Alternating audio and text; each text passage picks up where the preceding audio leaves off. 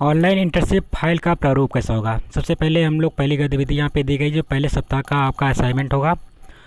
वो जो पहली यहाँ पे गतिविधि दी गई है उसको लिख लेंगे आप पे, जिसमें बताया गया है साबुन भैया हाथ मिलाओ, कोरोना को हमसे दूर भगाओ, तुमसे मिलकर साफ बनेंगे, मैल शरीर का दूर करेंगे, तौलिया भैया तुम भी आओ, झटपट आकर मुझे सुखाओ।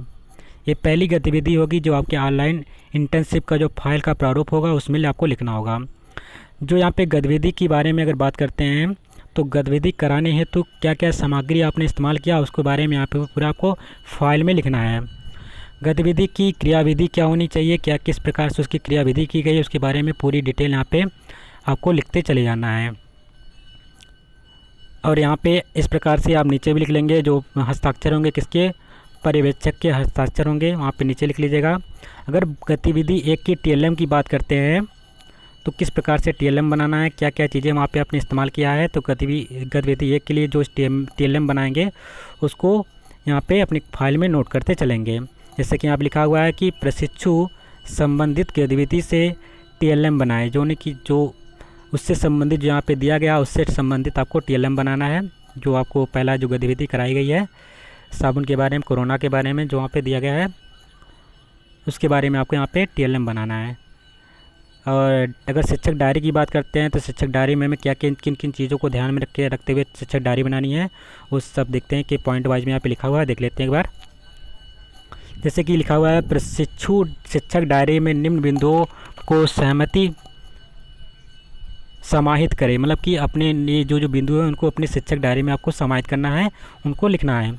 पहला पॉइंट है सर्वप्रथम चयनित विद्यालय के नाम व प्रधानाध्यापक का नाम व दूरभाष नंबर लिखें। जिस कॉलेज को आपने चयन किया है उस कॉलेज के जो स्कूल का नाम लिखेंगे, उसके प्रधानाध्यापक जो उनका नाम लिखेंगे और उनका मोबाइल नंबर भी नोट करेंगे।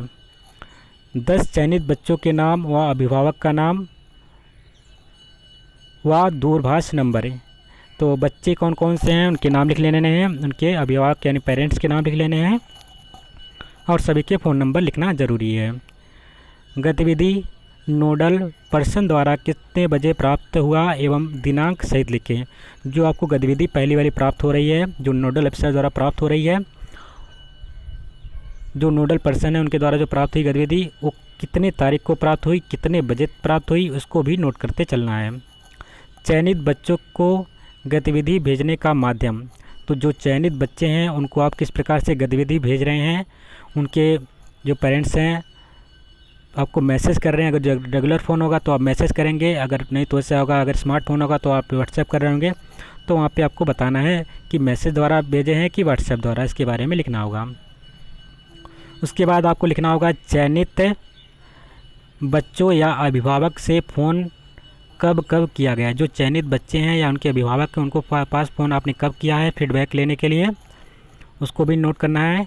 क्या अभिभावक गतिविधि कराने में बच्चों का सहयोग कर रहे हैं, अगर कर रहे हैं तो हाँ, अगर नहीं कर रहे हैं तो नहीं लिखना है। प्रशिक्षु द्वारा बच्चों को गतिविधि कराने में क्या प्रतिपुष्टि दिया गया उसका विवरण विस्तार से दें। जो प्रशिक्षु द्वारा बच्चों की क्या क्या गतिविधि कराई गई हैं, क्या क्या प्रतिपुष्टि उन्होंने किया है, उसका विवरण भी यहाँ पे लिखना है, जो शिक्षक डायरी होगी। प्रतिदिन सभी चयनित बच्चों द्वारा किए गए कार्यों का विवरण दें। जो बच्चे डेली कार्य कर रहे हैं उनका विवरण भी देना है, यानी कि भाषा में क्या उन्होंने किया और रीडिंग यानी कि अर्थमेटिक में क्या किया, गणित में क्या किया, उसके बारे में वहाँ पे आपका विवरण देना है अपनी डायरी में। चयनित बच्चों द्वारा पोस्टर, चित्र, chart, model diagram, audio, video आदि बनाया गया तो प्रशिक्षु द्वारा पुनर्बलन हेतु क्या दिया गया विवरण दें। तो इस प्रकार से अगर बच्चों ने अगर कोई चार्ट बनाया, कोई मॉडल बनाया, तो आपने उसके पुनर्बनन के लिए क्या क्वेश्चन दिया, यानी कहीं ना कहीं आपने दोबारा उससे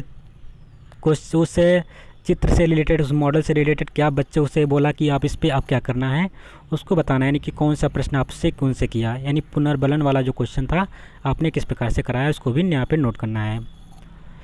गतिविधि के अतिरिक्त प्रशिक्षु द्वारा चयनित बच्चों के अधिगम स्तर को बढ़ाने के लिए क्या क्या प्रयास किया गया उनका विवरण दें। यानी जो आपने गतिविधि कराई उसके अतिरिक्त, जो गतिविधि है उसके अतिरिक्त प्रशिक्षु द्वारा चयनित बच्चों गतिविधि के साथ साथ आप अपने मन से भी जो उनका अगर स्तर बढ़ाना है, उनको उस चैप्टर में तेज करना है, उनको उस चैप्टर समझ में आए, वो सब्जेक्ट समझ में आए, उसके लिए आपने अलग से अपने तौर पे क्या क्या चीज़ें की उसको भी यहाँ पे लिखते जाना है। गतिविधि कराने में प्रशिक्षु द्वारा कौन कौन से शिक्षण विधियाँ, प्रविधियाँ, युक्तियाँ को प्रयोग किया गया उसका विवरण दें। किस प्रकार से कौन सी विधि आपने अपनाई, कौन सी प्रविधि आपने इस्तेमाल किया, कौन सी युक्ति का प्रयोग किया, उस सबको लिखना है। चयनित बच्चों का बेस लाइन, मिड लाइन एवं एंड लाइन टेस्ट पूरी ईमानदारी से ले मूल्यांकन की विश्वसनीयता एवं वैधता को बनाए रखने के लिए चयनित बच्चों का मूल्यांकन पक्षपात रहित करें। इसका पूरा विवरण शिक्षक डायरी में अवश्य लिखें। तो कहीं ना कहीं जो आपको बेस लाइन वाला है, मिड लाइन वाला है एवं एंड लाइन वाला जो टेस्ट है पूरी ईमानदारी से लें, और जो उनका मूल्यांकन हो विश्वसनीयता के साथ करना चाहिए एवं वैधता को बनाए रखने के लिए बच्चों का मूल्यांकन पक्षपात रहित होना चाहिए। इसका विवरण शिक्षक डायरी में अवश्य लिखें। तो इस प्रकार से आपका जो पहला असाइनमेंट है, जो पहला गतिविधि है, ये कंप्लीट होता है। तो इस प्रकार से आप देख लेंगे क्या क्या आपको किस पेज में क्या लिखना है, आपको दिख रहा होगा। ठीक है, डीएलएड इंटर्नशिप गतिविधि 1 गतिविधि के बारे में, और टीएलएम किस प्रकार से बनाना है, किससे रिलेटेड बनाना है ना, और शिक्षक डायरी में क्या क्या पॉइंटें लिखने हैं, यहाँ पे सब कुछ दिखाया गया है। इस प्रकार से आपको अपने सब कुछ फाइल में कंप्लीट कर लेना है। Thank you. जय हिंद, जय भारत।